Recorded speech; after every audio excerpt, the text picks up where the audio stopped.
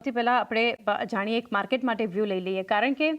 જે એક હેન્ડઓવર આપણને અને અત્યારે માર્કેટમાં જે એક પરિસ્થિતિ જોઈ રહ્યા છે એ ગ્લોબલ સેટઅપ તો આપણે નેગેટિવ જોઈ રહ્યા છીએ અને ટ્રમ્પ ટેરિફની જે ચિંતા અન્ય માર્કેટ ભારતીય બજારની સાથે સાથે એનાથી વધારે રાદર યુએસ માર્કેટમાં દેખાઈ રહ્યું છે કારણ કે ગઈકાલે જે ક્લોઝિંગ જોવા મળ્યું છે 4% સુધી નાસ્ટેકમાં ઘટાડો ઓવરઓલ બધા જ બેન્ચમાર્કમાં ઘટાડો આપણે જોઈ રહ્યા છીએ એની સાથે સાથે એફઆઈએસની વેચવાલી થોડી ઓછી થઈ છે પરંતુ ડીઆઈએસની ખરીદદારી પણ આપણને થોડી ઓછી થતી બતાવી રહી છે ઘણા બધા ફેક્ટર્સ આપણે ધ્યાનમાં અહીંયાથી બજાર માટે એક બનતા દેખાડી રહ્યા છે આ બધા વચ્ચે તમે કઈ રીતે હવે વ્યૂ રાખી રહ્યા છો ભારતીય બજાર માટે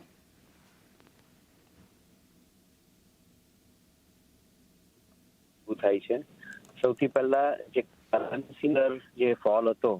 એ કરન્સીની અંદર ફોલ એરેસ્ટ થયો છે ઇન ધ સેન્સ દેટ રૂપિયો ઘટતો હતો ડોલરની સામે એ ઘટવાનું અટક્યું છે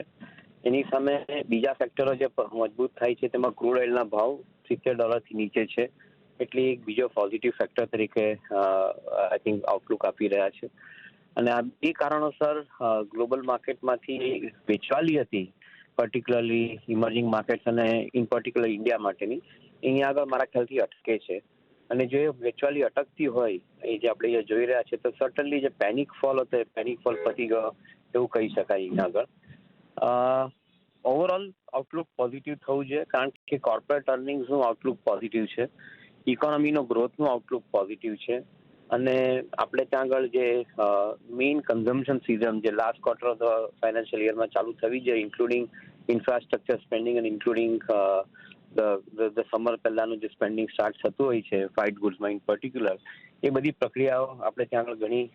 સરસ રીતે ચાલુ થઈ છે તો મારું એવું માનવું છે કે અર્નિંગ બેટર આવવાને કારણે અને આઉટલુક ઇમ્પ્રુવ થવાને કારણે અને જે ગ્લોબલ સેક્ટર મેક્રો જે છે એની અંદર જે દબાણ હતું તે ઓછું થવાને કારણે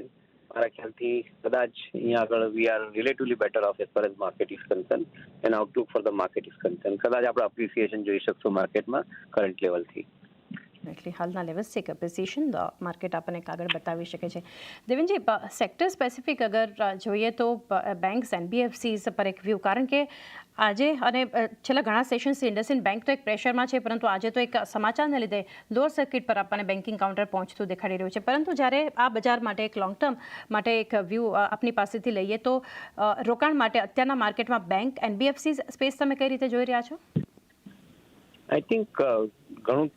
સ્ટ્રક્ચરલી ઘણું પોઝિટિવ ગણી શકાય કોર્પોરેટ બેંક્સ અને large NBFCs including housing finance business એના માટે આઈ થિંક ઘણો સારો સમય ગણવો જોઈએ એક તરફ ઇન્ટરેસ્ટની કોસ્ટ ઘટી રહી છે એટલે એ લોકોના નિમની ઉપરનું પ્રેશર ઘટી રહ્યું છે બીજી તરફ મોસ્ટ ઇમ્પોર્ટન્ટલી કન્ઝ્યુમરનું સ્પેન્ડિંગ વધવાને કારણે I think the consumer loan increase થતી જાય છે અને ત્રીજો ઇમ્પોર્ટન્ટ પોઈન્ટ જે કોર્પોરેટ સેક્ટરની અંદર નવા પ્રોજેક્ટો નખાતા જાય છે એને કારણે બેંકોની પાસે બોરોઇંગની રિક્વાયરમેન્ટ આવતી જાય છે so obviously I think the overall picture looks absolutely very convincing and positive તો અમારા હિસાબે બેન્કિંગ ક્ષેત્રમાં લાર્જ એનબીએફસી માટે જ્યાં આગળ એક ફિનટેકનો ઉપયોગ કરીને ગ્રોથ લાવવામાં આવી રહ્યો છે એ ટાઈપના કંપનીઓમાં આઈ થિંક ઓપોર્ચ્યુનિટી સારી ગણવી જોઈએ આ લેવલે તો ડેફિનેટલી અહીંથી એક સારી રોકાણની તક જે છે બનતી જોઈ રહ્યા છે આ સિવાય જે પ્રેશરમાં લગભગ છેલ્લા બે સેશન ત્યાં સપ્તાહથી આપણે જોયું ઓટો એન્સિલરી પરંતુ આ અત્યારેમાં જે માર્કેટનો એક ઘટાડો આપણે જોઈ રહ્યા છું એનું એક અસર આપણને બતાવી રહ્યું છે એને લીધે એક દબાણ છે પરંતુ સેક્ટર સ્પેસિફિક જોઈએ અને ઓટો સેક્ટર તો ટેરિફને લીધે પણ ફોકસમાં ટેસ્લાની એન્ટ્રીનું જ્યારે અનાઉન્સમેન્ટ થયું હતું ત્યારે પણ એક નેગેટિવ એક્શન હતું કઈ રીતે ઓવરઓલ એક અસર જોઈ રહ્યા છો અને આ સેક્ટર માટે કેવી તક છે ઓટો એન્સિલરી ટ્રાન્ઝિશન થઈ રહ્યું છે ઓટો એન્સિલરી માટે એન્સિલરી ઇન પર્ટિક્યુલર વધારે રેઝિલિયન્ટ છે ઓટો કરતા ઓઈએમ્સની અંદર થોડા ઘણા ચેલેન્જીસ આવી શકે બીકોઝ ઓફ જે કંપનીઓ ટેરિફની સાથે વલ્નરેબલ રહે છે પર્ટિક્યુલરલી જર્મન કંપનીઓ south Korean companies I think they are basically remaining more vulnerable to the tariff related situation કારણ કે એક તે લોકોના પ્રોડક્ટ્સ ઊંચા ભાવના છે કમ્પેર ટુ ચાઇના અને compare to Indian manufacture like Tata and Mahindra તો મારા હિસાબે આઈ થિંક ઇલેક્ટ્રિક વ્હીકલનો જે ડિસ્રપ્શન આપણે જોઈ રહ્યા છે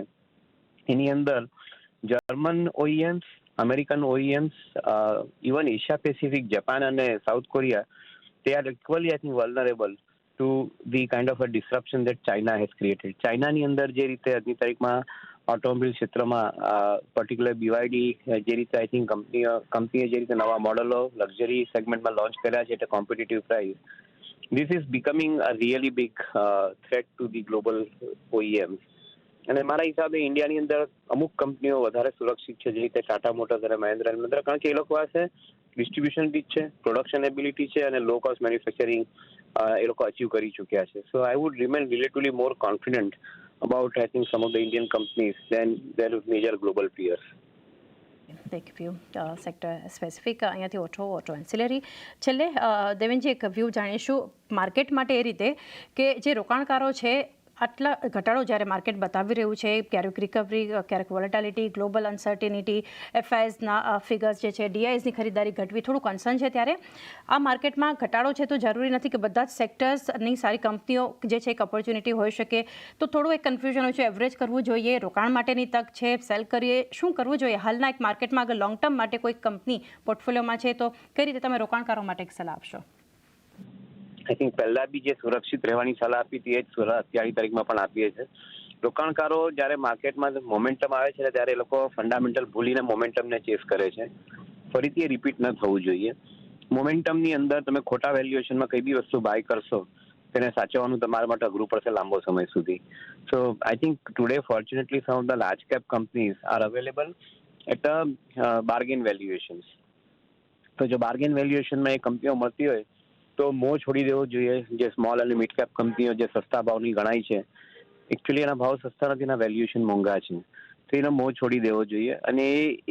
એમાં જો તમે એવરેજ કરવા જશો તો કદાચ એક નિયર ટર્મમાં એડવાન્ટેજ મળી શકશે, પણ જે ઘરમાં તમારા રહી ગયા શેરો તો કદાચ લાંબો ટાઈમ સાચવવા પડશે.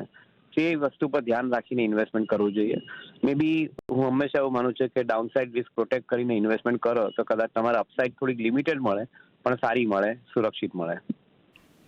તો એક વ્યૂ અને એક સલાહ અહીંયાથી એક માર્કેટની હાલની પરિસ્થિતિમાં. દેવેનજી, સાથે રજા લેવાનો સમય થયો છે તો આપના ડિસ્ક્લોઝર્સ જાણીએ ચર્ચા બદલ.